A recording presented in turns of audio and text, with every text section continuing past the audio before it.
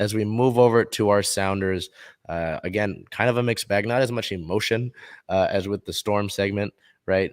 But still some mixed things going on for our Sounders here, who played FC Dallas at home on the 2nd, winning that game 1-0 thanks to a Nico Ladero penalty. He becomes player of the game with 1 goal, 3 total shots, 91 passing accuracy, and a 7.7 match rating. So you get 3 points against the number 4 team in the Western Conference. Pretty good, right? And then you go and play on the road against Atlanta United on the 6th and lose that game 2-1 against an Atlanta team that's near the bottom of the standings, which is not very good. Play of the game, midfielder Cristian Roldan, 1 goal, a 79% passing accuracy, 5 total shots, 2 on target, and a 7.6 match rating. So Atlanta, I mean, this was the first time that the Sounders have lost to Atlanta in the 2 teams' existences. It's always been a draw or the Sounders have won. Bottom line, this was a brutal loss. The Atlanta goal to give them the win came in the 94th minute, and the guy who scored it basically said, "That's not my skill set. Don't expect him to happen again." So this is just a frustrating loss. The Sounders dominated offensively in every category, essentially except for goals.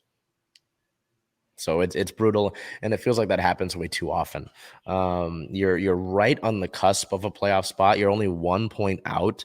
You're basically as much as you can be looking through the glass right now to the playoffs. You're 1 point out of a playoff spot. You're 8th in the Western Conference, but it's difficult. And I know that Raul's back. Raul Ruidiaz is healthy.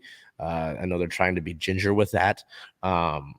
But I just wonder how much not having João Paulo in, a guy who was a MVP finalist last year, not having him around hurts you. How much of it is, I don't think there's a CCL hangover. I'm not going to really put that out there. I don't think that's what's affecting you, but certainly it's frustrating, right? Because we're getting down to now the last 10 matches of the regular season, and you're playing with fire way too much.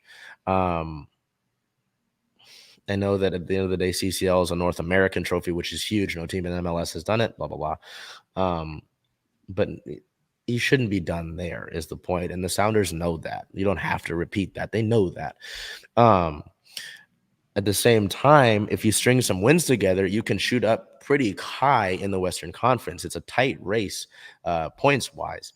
So it's losing games instead of – you've got, I believe now, 12 losses on the year. If you cut that in half with draws, I mean, we're in a playoff spot right now.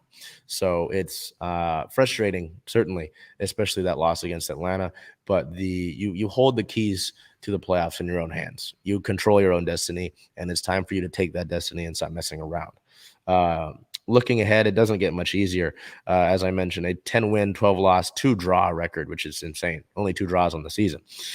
Seattle sits, as I mentioned, 8th in the Western Conference, 32 points on the year, only 1 point out of a playoff spot.